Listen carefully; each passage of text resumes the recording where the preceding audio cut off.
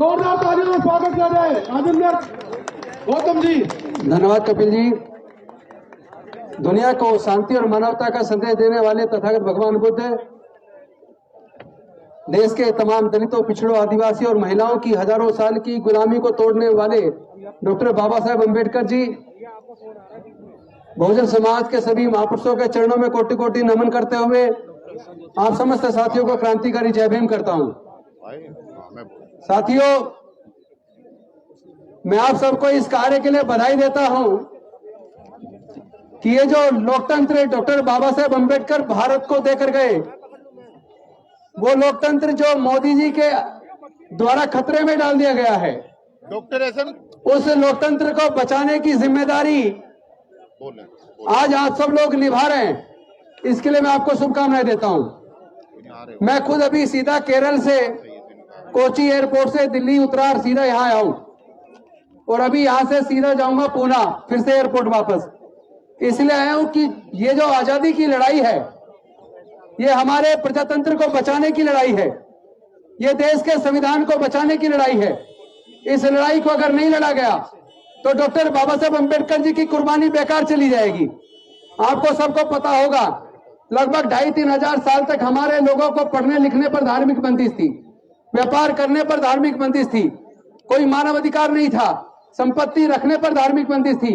लेकिन डॉक्टर बाबा साहेब अम्बेडकर जी ने अपने 5 में से 4 बच्चे कुर्बान करके, अपनी जवान पत्नी माता रमाबाई को कुर्बान करके आजादी हमें दिलवाई।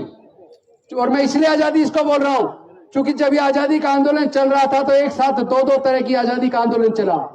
एक आजादी की लड़ाई थी 200 साल की अंग्रेजों की गुलामी से आजादी का आंदोलन, जिसको लाखों लोगों ने लीड किया, लाखों जान गई, औजार हथियारों का इस्तेमाल हुआ, हजारों नेता थे।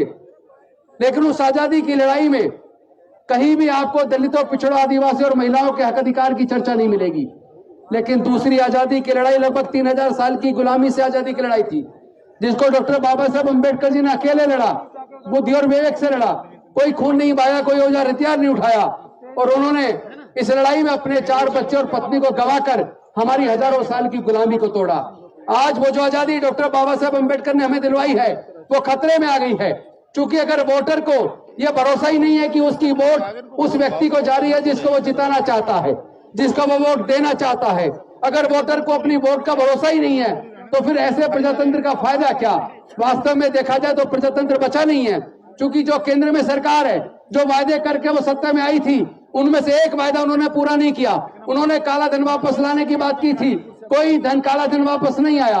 हर साल 2 करोड़ रोजगार देने की बात की थी, कोई रोजगार नहीं मिले। महंगाई कम करने की बात की थी, वो नहीं हुआ।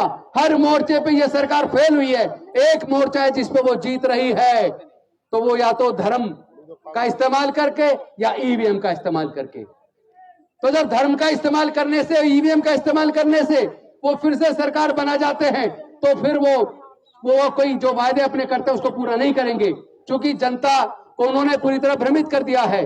और जो पार्टियां इस आंदोलन में ईवीएम हटाओ, देश बचाओ, ईवीएम हटाओ, बैलेट वापस लाओ, ईवीएम हटाओ, संविधान बचाओ, जो पॉलिटिकल पार्टी या सामाजिक संगठन इस आंदोलन में शरीक नहीं होना चाहते, तो मानते वो मनोवादियों के साथ हैं, वो लोग लोकतंत्र के खिलाफ हैं, वो लोग प्रजातंत्र के खिलाफ हैं, वो लोग स्वतंत्रता के खिलाफ हैं, वो लोग देश के संविधान के खिलाफ हैं, वो लोग देश के लोगों की आजादी के खिलाफ हैं। आज देश के लोगों की आजादी खतरे में है। आज इस मंच के माध्यम से हमें कोऑर्डिनेशन टीम घोषित करेंगे। वो कोऑर्डिनेशन टीम पूरे देश का ईवीएम हटाओ, देश बचाओ, ईवीएम हटाओ, संविधान बचाओ, ईवीएम हटाओ, बैलेट पेपर वापस लाओ, इसके आंदोलन के लिए पूरे कोऑर्डिनेशन टीम आज हमारी टीम यहाँ घोषित करेगी। साथ ही साथ एक मोबाइल नंबर घोषित करेंगे, व्हाट्सएप नंबर, जिस पर आप अपने नाम दे सकते हैं। जो लोग इस आंदोलन में, देश के स्वतंत्रता के दूसरे आजादी के आंदोलन में, संविधान बचाने, लोकतंत्र बचाने के आंदोलन में जो लोग जेल जाने को तैयार हैं, देश बचाने के लिए कुर्बानी देने को तैयार हैं, वो उस व्हाट्सएप नंबर पर अपना नाम, अपनी डिटेल भेज सकते हैं। उसकी पूरी सूची बनाई जाएगी। क्योंकि आंदोलन बिना लड़ाई के, बिना कुर्बानी के कोई आंदोलन सफल नहीं हो सकता। और हम लोग सबसे पहले, हम सब लोग जो संचालक साथी हैं, हम लोग जेल भी जाने को तैयार हैं, हम गोली खाने को भी तैयार हैं, लेकिन हम इस लड़ाई को जीते बिना दम नहीं तोड़ने वाले। इस लड़ाई को निश्चित तौर पर जीतेंगे। ईवीएम को हर हालत में हटाएंगे, क्योंकि ईवीएम देश के लिए खतरा बन गई है।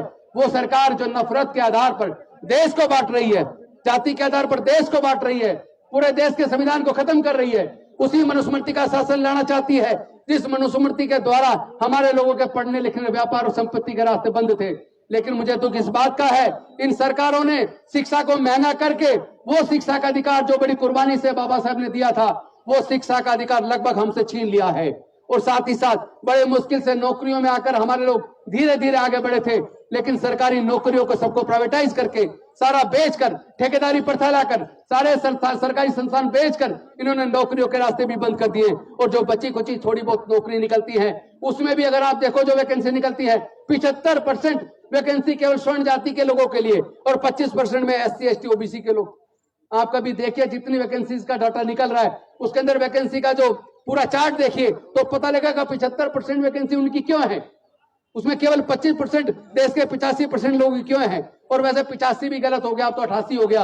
आंकड़े जो जारी हुए जाति के बिहार के अंदर, वो आंकड़े बताते हैं केवल 12% लोग स्वर्ण जाति के हैं, बल्कि जो छत्तीसगढ़ का आंकड़ा हमने देखा, मध्य प्रदेश का देखा, झारखंड का देखा, वहां तो स्वर्ण जाति के लोग केवल 6% है। लेकिन देश के सारे संसाधनों पर 90% संसाधनों पर इन 10% लोगों का कब्जा है। देश के 90% व्यापार पर इन 10% लोगों का कब्जा है। देश के सारे प्राकृतिक संसाधनों पर इन 10% लोगों का कब्जा है।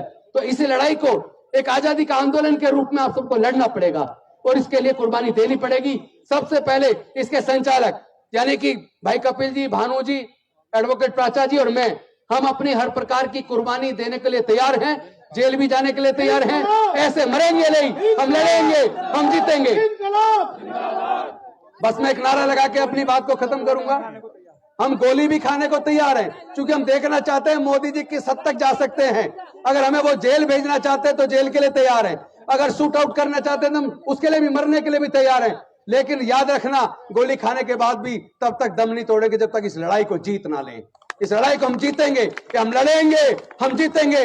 ईवीएम हटाओ, ईवीएम हटाओ, ईवीएम हटाओ, ईवीएम हटाओ। अब बोलेंगे बैलेट वापस लाओ, ईवीएम हटाओ, ईवीएम हटाओ, ईवीएम हटाओ। अब बोलेंगे संविधान बचाओ, ईवीएम हटाओ, ईवीएम हटाओ, ईवीएम हटाओ। अब आप कुछ देर में देखेंगे, जैसे कुछ दिन पहले आपने सोशल मीडिया पे देखा होगा कि वोट कहीं दी जा रही है और उसके अंदर पिक्चर में भी दिख रही है कि सही जगह गई है, लेकिन जब वो डब्बा खोला जाता है तो पर्ची किसी और की निकलती है। तो फिर भरोसा कैसे करें ऐसी ईवीएम पर? और जो सरकार ईवीएम से चुनी जाएगी तो वो उस पर, सरकार पे भी हम कैसे भरोसा करें? इसीलिए ये सरकार तानाशाह हो गई है, इसीलिए सरकार जनता की कदर नहीं कर रही है, उत्पीड़न कर रही है और पूरे देश के लिए खतरा बन गया है। इसलिए देश को बचाने का आंदोलन निश्चित तौर पर हम जीतेंगे। इन्हीं शब्दों के साथ मैं अपनी वाणी को विराम देता हूं। बहुत जल्द आपके सामने ये मशीन का पूरा दिखाया जाएगा। और आपको याद होगा लगभग 3 साल पहले, जिसमें एक हाईकोर्ट के रिटायर्ड जज भी थे, हमारे बंगले पर, सरकारी बंगले पर मशीन से दिखाया गया था किस तरह मशीन से चीटिंग हो सकती है। और अब तो अनेकों लोगों ने करके दिखा दिया है, तो फिर ऐसी ईवीएम पर भरोसा क्यों करें? कुछ ही देर में आपके सामने प्रदर्शन होगा ईवीएम के द्वारा कि किस तरह चीटिंग होती है। उसके बाद भानु जी के माध्यम से वो घोषणा होगी मोबाइल नंबर की, जिसके द्वारा लोग जुड़ सकते हैं, कुर्बानी के लिए जुड़ सकते हैं। साथ ही साथ नेशनल कोऑर्डिनेशन टीम एक टेंटेटिव घोषित होगी और 1 महीने के अंदर अंदर पूरे देश से लोगों को लेकर, हर राज्य से प्रतिनिधित्व लेकर फिर परमानेंट बॉडी डिक्लेयर होगी और 1 महीने के अंदर हम इसको राष्ट्रव्यापी आंदोलन, इतना बड़ा आंदोलन बना देंगे, इतना बड़ा आंदोलन आज तक कभी भारत में, आजाद भारत में हुआ नहीं होगा। ये निश्चित तौर पर हमारी जीत होगी और आप सबकी जीत होगी, देश की जनता की जीत होगी, लोकतंत्र की जीत होगी, संविधान की जीत होगी। बहुत बहुत धन्यवाद। नमो बुद्धाय, जय भीम, जय भारत। वोट हमारा, राज तुम्हारा। नहीं चलेगा, नहीं चलेगा, वोट हमारा, राज तुम्हारा। नहीं चलेगा, नहीं चलेगा, वोट हमारा, राज तुम्हारा। नहीं चलेगा, नहीं चलेगा, वोट हमारा, राज तुम्हारा। नहीं चलेगा, नहीं चलेगा।